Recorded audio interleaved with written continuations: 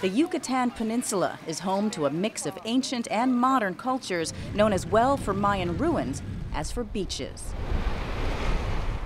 But for the past 2 weeks, there's been a new focus for this Spanish-speaking region, cambio climático, or climate change.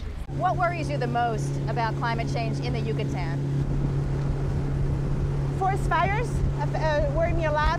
Marie-Claire Pais is Conservation Director for Mexico for the Nature Conservancy, which showed us its work in protecting damaged and vulnerable areas in the Yucatan from global warming. The loss of forest, the pollution of water, that's more than one, but there's really a whole connection of system, and the loss of the coral reef.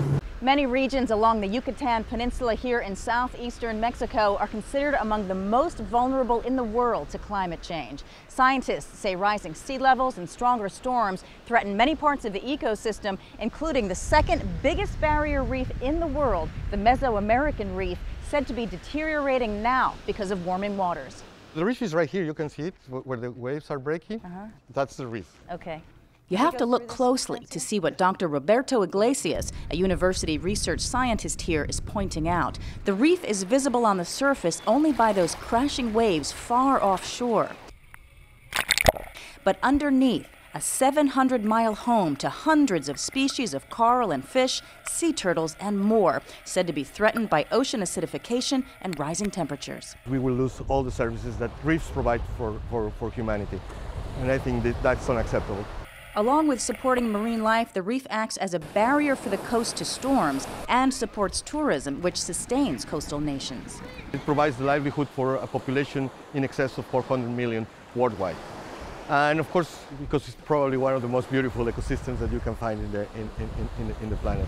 Also in jeopardy, according to Pais, mangroves. Why are they so critical to the ecosystem? Mangroves provide three very important functions. They are a very important filter for water. When you have polluted water that comes with nutrients and sediments, they come through mangroves, they come much cleaner after that. So they help provide to clean up water that goes into the reef. They're also very important to protect the shoreline. They are, because of the very intricate root system they have, they hold on any matter that's underneath, so they really help to protect the shore, the coastline. And they're also very important habitat for wildlife, including that crocodile that we just have there. Well, that surprised us, and we were glad he stayed asleep. But from the crocodiles to the mangroves to the tourists, Pais is grateful world leaders chose this part of the world to hold talks.